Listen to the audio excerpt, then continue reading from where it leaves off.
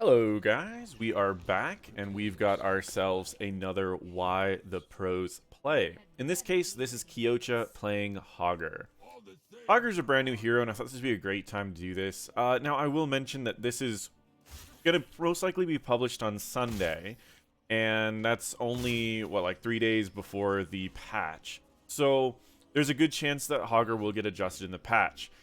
His W build is a little underperforming, his Rage build is definitely underperforming, and this E build is overperforming by a little bit. So while this build may change a little bit, that doesn't necessarily mean what you see in this video won't be possible even after this patch. And it doesn't mean that we might see more builds pop up later. So let's start off by explaining a little bit about what Hogger brings and why they drafted him in this particular situation. So this is a competitive game. This is Sidestep Kings versus 30k. Kyocha is playing Hogger as a solo laner, but he's also going to be doing a lot of double soaking. You see, in the early game, Hogger's double soaking capabilities are a little weak, so you're going to notice that he does a few things. The first thing that he likes to do is he likes to drop down his Easy Throw Dynamite. He'll place down the Easy Throw Dynamite around the entire enemy minion wave. This only does 187 damage, so it's still pretty far from taking out the entire enemy wave. Then he'll place down a Loot Horde. The reason that he's placing down the Loot Horde is kind of twofold. One, so that if he needs to, he can regen the health once this Loot Horde drops. If he needs to kill the entire wave, he can grab the Globe and the Loot Horde to gain back any of the life that he lost while he was trading with someone in that lane. But the second reason is because it allows him to get 2 sets of damage off of Hog Wild. One set on the way there and one set on the way back. It also makes it to where he can be a little bit safer with his Hog Wild. Instead of using his E to always go through it, he'll end up where the enemies are. Now he can do it to where he's going to head over and then bounce back, so the enemies can't really answer him while he's double soaking. So I guess that's more threefold. But you get the idea. He needs to do that in the early game because he doesn't have enough damage with just like his Easy Throw Dynamite and his Staggering Blow to wipe a wave.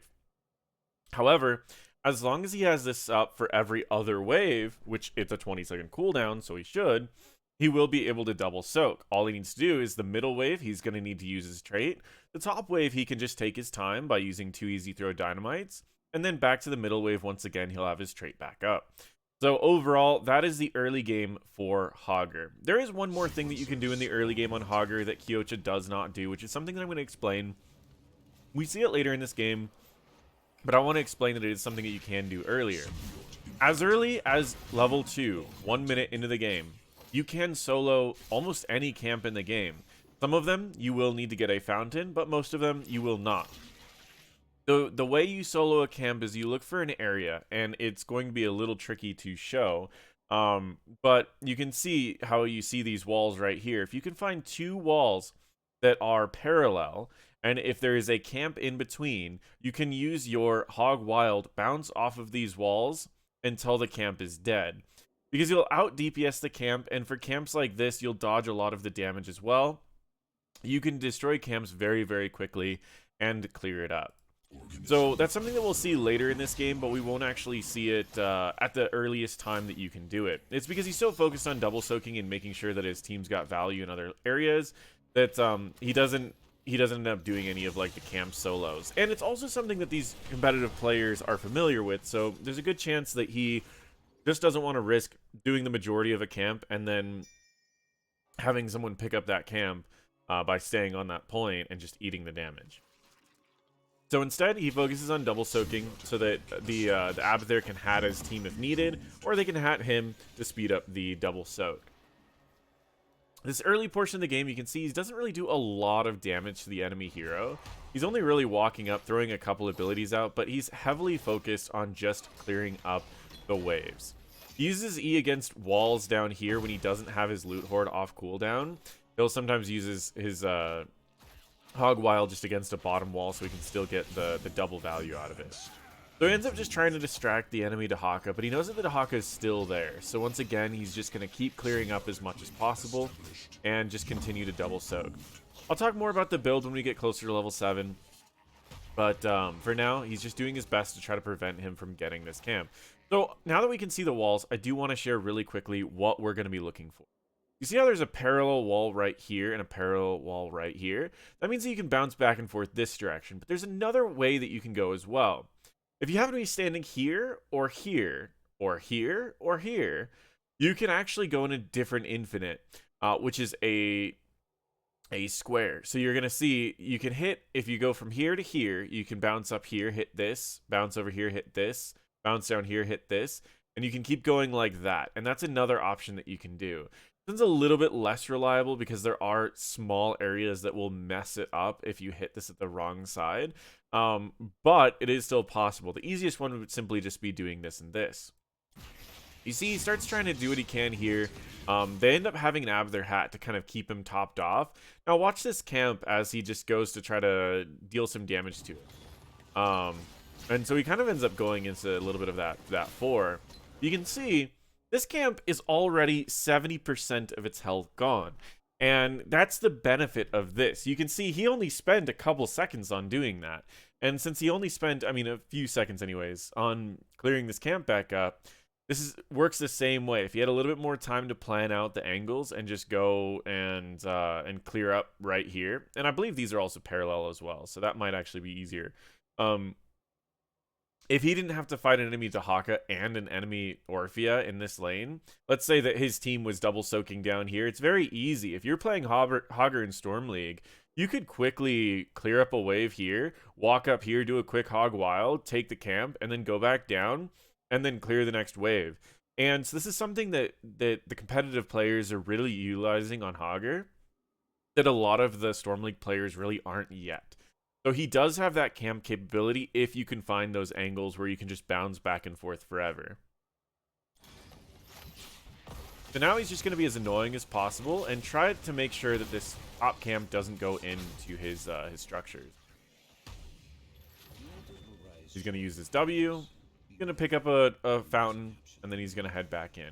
Remember that Hogger does not have mana costs, so feel free to use your abilities as often as possible. You see that he uses his all of his abilities quite often. The only thing that he's a little limited on is staggering blows on waves, and I think it's primarily because he doesn't want to push them away. He wants to make sure that they're all close enough together that it's easy to land it. So again, he does that Loot Horde Hog Wild, and that gets him closer to getting this. The only small mistake here is that he did leave some experience globes. That's not the end of the world. So while we are approaching level 7s, I want to talk a little bit about the build that he's going to go. It is not a build that I really recommended. It's a bit of a hybrid build, and I can understand the reasons that he went for these talents. So at level 1, he goes Bones to Gnaw. Blue Horde creates a chunk of meat when it lands, while under the effect of the meat, you gain 10 armor. This is really good because in his playstyle, he's using the meat a lot in waves, so it gives him a ton of sustain while he's double soaking, and also the extra 10 armor and sustain during team fights is not bad, since you're generally going to use the Loot Horde early into a team fight to try to body block off a target or to set up a stun. And so because of that, this level 1 talent goes quite a while. Level 4, he ends up going with aggro range, and part of this is purely because it gives him a better wave clear and camp clear, so he gains a lot more utility. The other part is that it synergizes really well with the later game team fights, especially when you're running something like an Abathur that can keep you topped off. Level 7, he goes with Garbage Fire, and this is kind of like the thing that's actually, I really underrated this talent. I undersold this talent initially. I didn't realize how strong it actually could be, but it's actually a really cool talent. Garbage Fire reduces the cooldown of Loot Horde by 4 seconds. Every 0.5 seconds, enemies in a large area take 33 DPS. Well, damage. And so that's actually 66 DPS. They're also slowed by 20%. This is any enemy, so it can be used to speed up your wave clear. It could be used to speed up camps. But at the end of the day, it's a pretty powerful talent for jumping in the enemy's like backline and dropping one of these off in their backline. It does a surprising amount of damage, something that I didn't really realize over the course of it. And you'll see in later team fights what I mean by that. So in the early portions of the game, double soak, steal camps where you can, because you can just quickly take camps. But otherwise, you don't really need to do very much on Hogger. Follow up your team stuns by repositioning yourself so that your staggering blow will also stun. make sure to use your Hog Wild to, if you're going to get in with it, set it up to where you can get in, do damage, and get back out. And then the last thing that I would recommend is just be ready to use your Hog Wild to prevent a CC that's incoming. So you see like a Murden about to throw his stun, maybe a Stukov that's about to land a root, something like that. It can be really bad. There's a few things that I think Kyocha does well, and there's a few things that I think Kyocha could certainly improve on. One, I think that the Unstoppable of Hog Wild is more valuable than what Kyocha used it for. For example, they're going against a double trap build on Junkrat, and there's times where his entire team's kind of sitting back, not wanting to step forward in these traps, when he can simply use Hog Wild and break all the traps and still get a lot of value, or simply Hog Wild, break all the traps and get back out. He also has some of his angles are a little off. It could be to ping, because he is a Korean player playing on the North American server, so he's playing with about 180 ping. If he can fix those couple things, I think he's in a really, really good spot with his Hogger play, because he does a lot of value this game. So once again, he just grabs his fountains. He does not back the majority of this game. He wants to make sure that he's staying in this game, getting value for his team. And so far, he is starting to top the damage charts. And you might be saying, well, wait a second. Doesn't really seem like he's been attacking people very much. And that's where this build gets a little interesting.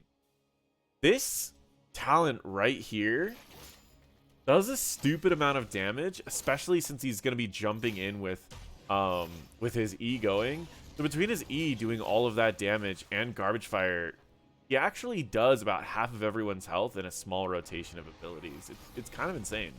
So he does take his ult, and look at this. I mean, this is literally just 2 abilities. It's his ult that was just doing the damage over time, and a knockback. And he did half, almost 55% of Junkrat's health. It's crazy. So there's little things in this build that do so much damage. So we'll continue talking about his build. He takes Hortipult at level 10. Part of the reason for this is that every 10 seconds he's going to have a chunk of meat. That synergizes really well with Bones to Gnaw, because it's going to be giving him 10 armor throughout pretty much the entirety of his ult, which is great. It's going to give him a huge amount of survivability. It also allows him to quickly dive into the enemy backline. By using that, he can dive into the enemy backline, and he can set up for a really good fight, which is something that he utilizes quite a bit. I was trying to compare this hero to other heroes, or at least in the playstyle, and it kind of seems a lot like Yrel, where you're just really annoying dealing with their backline. You have a bit of a stun if you need it, but just if Yrel could actually do camps really quickly. And that's kind of where I've been landing off on where Hogger kind of sits.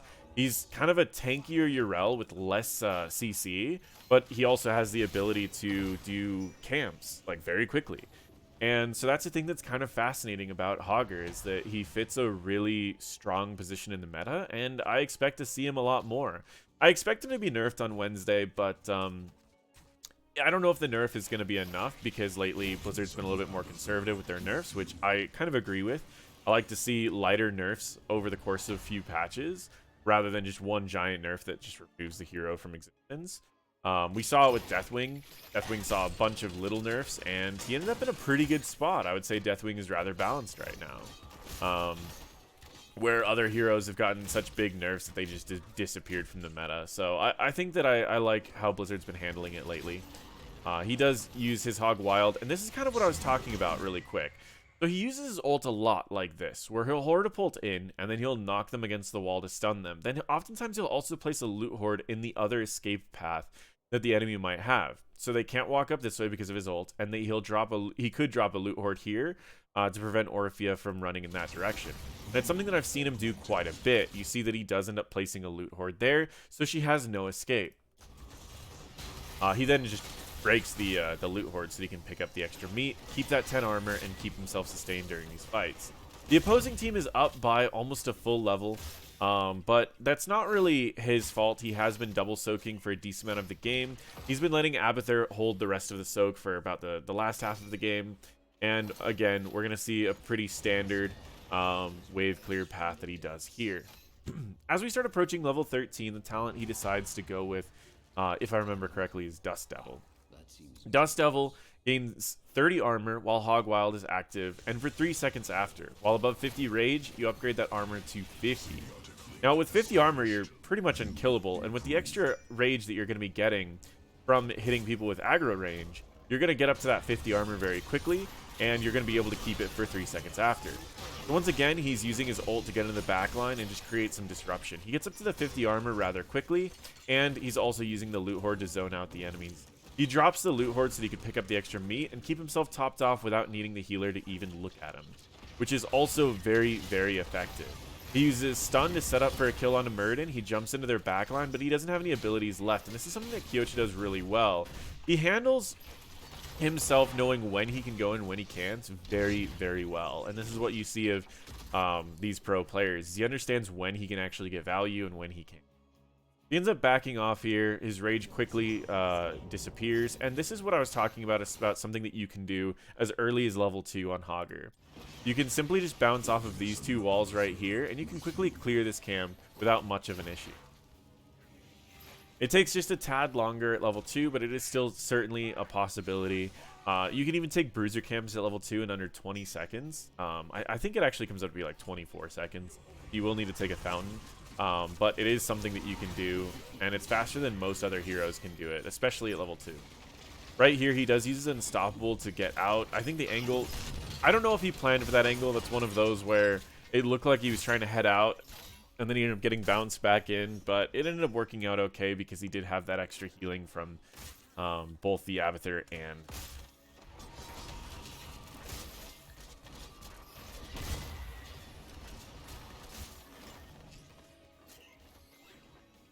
So again, rips through a camp very quickly, and at this point, it's pretty much just him rolling through everything that he wants. If he wants to take a kill, he's just going to quickly use a Hortapult, knock them against the wall. If he wants to take a camp, he just simply uses a Hog Wild. If he wants to get out of a bad fight, for example, right there, that would have been a root and a silence on him for 2 seconds if he didn't use his Hog Wild, because he had the slow on him from Stukov. Stukov also went to place down silence. A trait would have silenced and rooted him in place, but Hog Wild prevented the slow, and he was unstoppable for when the root would have triggered.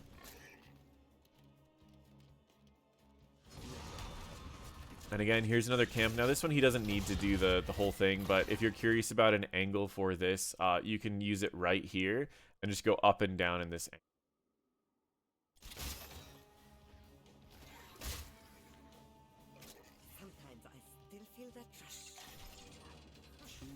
So he backs up a little bit. He wants to make sure that his team's ready, and he decides to go for his objective first, and then he can join his team for the next one. Team does have a level 16 advantage, so there are the times where you might want to try to make a play, but it wasn't a large enough. In this case, he just goes for the objective. There is an angle that you can use your E, but it's a little tricky. You can bounce off of this, hit the turret. Because of the extra speed, you'll hit this and then down to here and then down to there. It is much faster than mounting, but it requires the absolute perfect angle. So right here is kind of what I wanted to talk about a little bit. He drops down his ult, and he also drops down a trait. And the amount of damage that he ends up doing without even paying attention to this target is kind of crazy.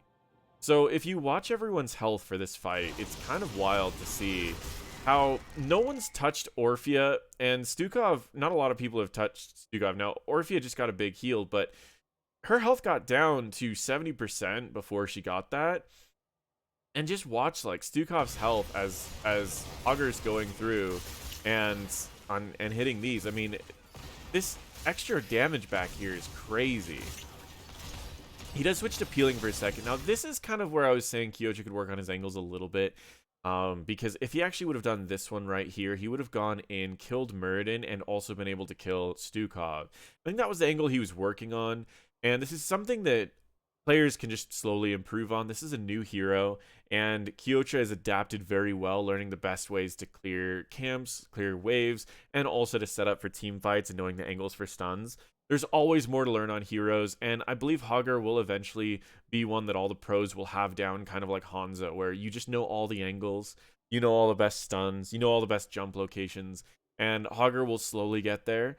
But I think this is the one thing that Kyocha could certainly improve on the most, is the Hog Wild angles.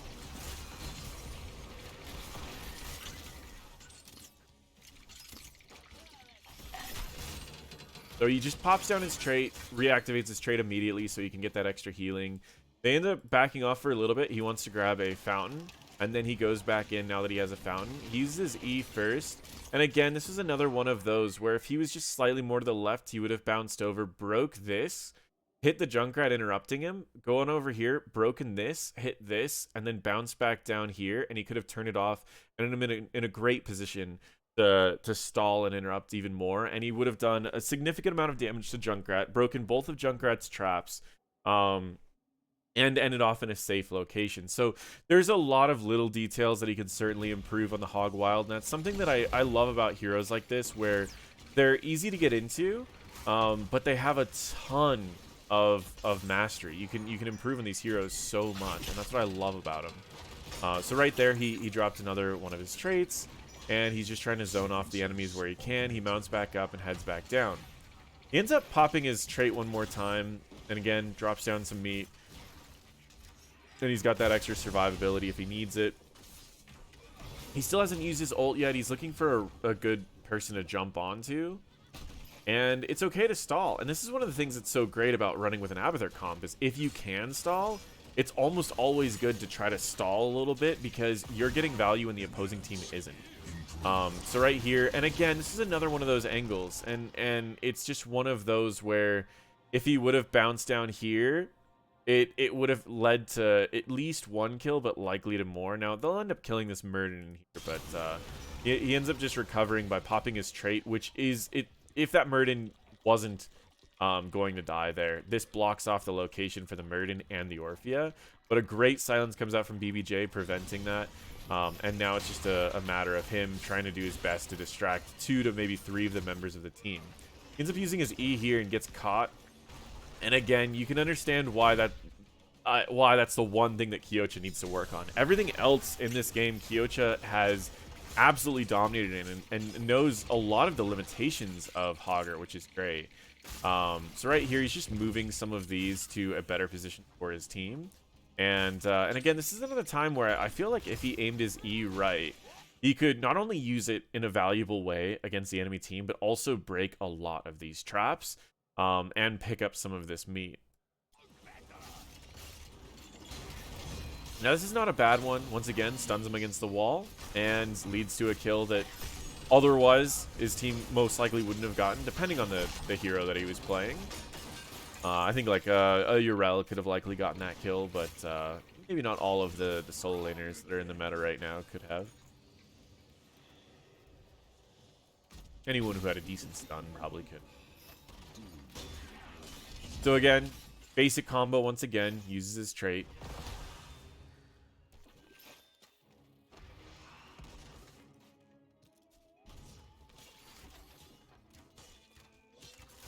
He ends up just angering for his team. Because that objective got stalled for so long, his team now has about a full level lead on the enemy team, which is great. And that's kind of what you want to do with an Abathur comp if you have that capability to stall, which is one of the things that's great about Hogger. Is he has a lot of poke, he has a decent amount of healing, and he has a lot of survivability since he can engage really and disengage on however he wants to. So in this case, he just drops down a W. He ends up dropping down his trait so he can get his meat, heal up a little bit, and they just get a teeny bit of damage on this. Something that I actually feel is a little underrated, that I didn't see a lot of competitive teams play this up in HGC, but if you get a fort low on this map, but you don't actually take it, I think it's almost more valuable than taking it sometimes, because if you take it and you have something that you need to deal with, they just take it back. But if you leave it at like 10 health, then whenever you want to take like all 3 of them, then the enemies can't ever heal this. So you can just quickly take like 2 of them like right away, just because the enemies can't do anything about it. So I think that's a strat that not enough people have utilized in the competitive scene, is just leaving them at like 20% health, especially if you don't need the experience.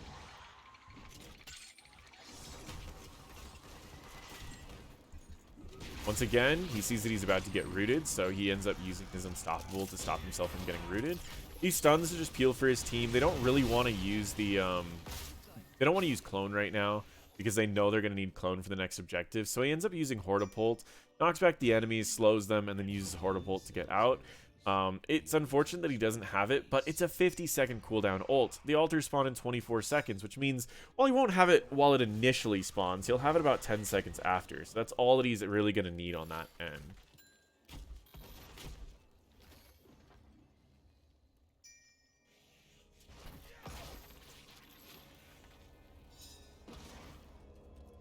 So as we're approaching this next fight, you're going to see he does go for some pretty wild angles.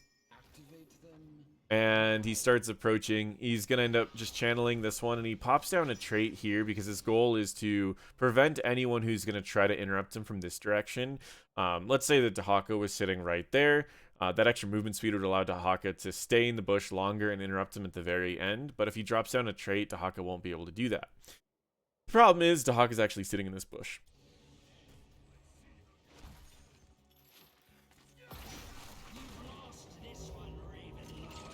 He ends up picking up the meat, getting the 10 armor. The enemies get the bottom objective, but his team's almost level 20, so now he's just going to do what he can to get to level 20. Now, I ultimately believe there are two options that you can take for level 20 talents. The first is Secret Stash. It's going to make you a lot harder to kill, especially in this build where you get that extra 10 armor while you have meat going. And the second option is No Control. Now, No Control is interesting. It casts an untalented Hog Wild, which means you don't gain the benefits of aggro range and you don't gain the benefits of Dust Devil. But what you do gain is you activate an untalented Hog Wild that chases one enemy hero. After reaching the enemy hero, it bounces to a nearby enemy hero. It lasts up to 5 seconds, rapidly decaying if there are no other enemy heroes nearby. Well, during that 5 seconds, if there's only a single hero in the radius, you will just sit on that hero and spin. And your DPS is not bad. You're doing like something like 300 DPS with this. And that's a lot of damage, especially if you can catch someone alone that is a squishy target. So No Control can be a surprisingly good way to just delete one isolated target. And so it gives you a really powerful build because you can jump in and do a ton of AoE damage to groups, and if they spread out, you can just pick one target and blow it up. So if you want to kill one target, No Control is really powerful, and if you want to stay alive longer and let your team do the work, then Secret Stash can be very valuable. And so we're going to see a couple times where No Control gets a lot of value, but we'll see it a little bit later in this game. In that case, I actually preferred if he would have just stunned there instead of jumping in. This camp isn't going to be that valuable for them, and stunning them would have given them enough time for Sylvanas to show up. But it's not a big deal. Nano Boost ends up coming out a little bit late, but that's not too much of an issue either. You can see that the extra fire damage does about half of the camp's health, and they end up taking this objective because of that level 20 lead that they have. So now what they end up doing is they end up just going to take as much structures as they can.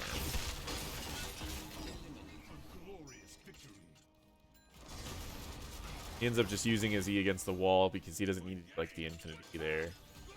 They do their best to hold bot lane for a little bit. They don't need to take middle back yet just because they can take middle right before the next objective. And again, it's a strat that I feel is really underutilized in the competitive environment. And it's a simple strat that any team comp can really do. Any team comp that has a bit of siege damage. They can't do too much to escort that in. They don't really have any major knockbacks for the enemy teams.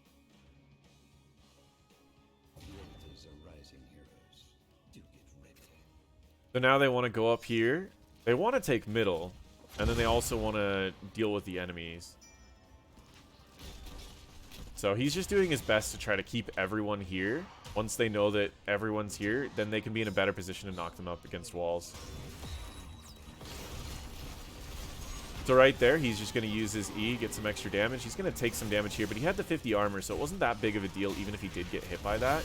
He ends up going in with his E, and this actually wasn't his E. You can see this was a No Control. No Control quickly killed Stukov, and now it picks an isolated target. And watch how fast this Junkrat drops. Junkrat's dropped. It's so fast, the amount of damage you can do to a single target with No Control. So it's a great way to take out backliners if you use it at the right time.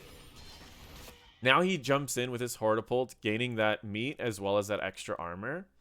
and it's going to make it a little bit easier for him to go in. He uses E, giving himself 50 armor, and for the next 3 seconds.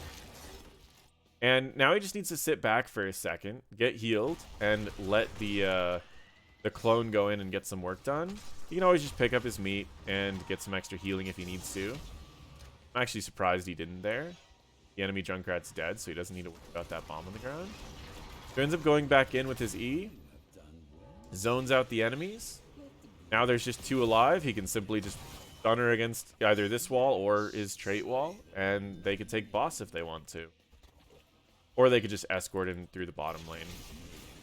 So they end up taking this. They head to boss.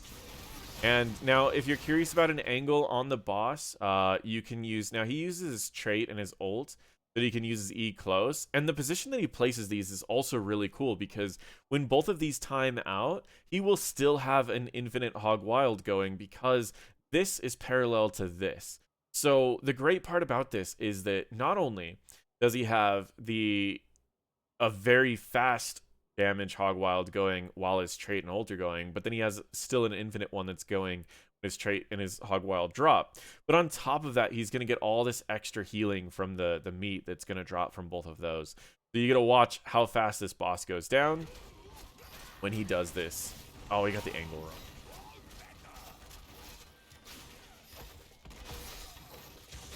So right here, Hogger does his best, but against 2 people and an Abathur hat, there's really not too much he can do here. And then we also have Fury, who jumps in. And again, it's just, at this point, they're all just staggering. A great silence and root comes out from Stukov, but it's just a tad too late. And that is game. So if we were to look at the scoreboard really quick, we can see that he topped the hero damage by a decent margin. He was very close behind on the siege damage for his team. As far as the soak, he was topping the soak until he started staying with the 4-men and letting Abathur cover the extra soak. And this is Kyocha's Hogger and why the pros play Hogger. Ultimately, he is a solo laner that has a ton of utility. He can double soak in the early portions of the game. He has one of the fastest clears for bruiser and siege camps in the early and mid portions of the game. And in team fights, he has a considerable amount of utility with a very powerful level 20 power spike. And that is why the pros play Hogger. Most likely he'll get light changes when we see the patch on Wednesday, but this playstyle will most likely still exist. It just might be a little bit more nerfed, and there might be a new playstyle available for Hogger. Overall, he's pretty interesting, and I do expect him to be used more in the competitive scene as we start seeing more of the competitive scene happening in CCL. Thank you guys so much for watching, and feel free to check out my other videos.